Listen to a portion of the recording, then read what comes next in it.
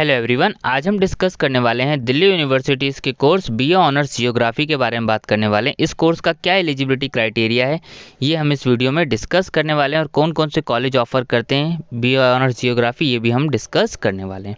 तो चलिए एक एक करके बात करते हैं। ये 2022 में ये एलिजिबिलिटी क्राइटेरिया था, तो सेम ही क्राइटेरिया रहेगा। एलिजिबिलिटी क्राइटेरिया में चेंजेस होने के चांसेस बहुत ही कम हैं, और अगर चेंजेस होते हैं तो आपको वीडियो बना के अपडेट किया जाएगा।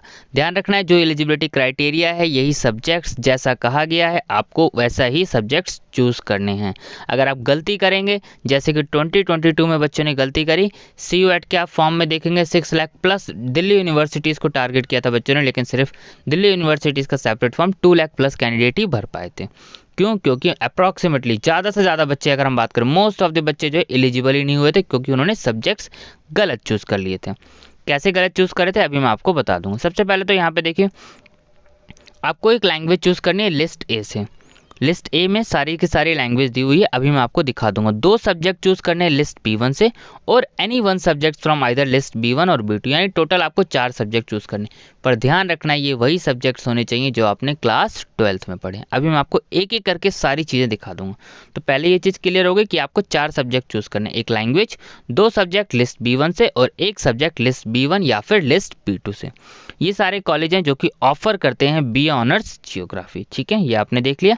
चलिए अब मैं आपको लिस्ट B1, लिस्ट B2 और लिस्ट ए पे ले चलता हूँ। ये रही लिस्ट ए। इसमें से आपको कोई सी भी एक लैंग्वेज चूज कर लेनी है। जो लैंग्वेज आपको आती है, जिस लैंग्वेज के बारे में आपको अच्छे से पता है, आपको वो लैंग्वेज चूज करनी है।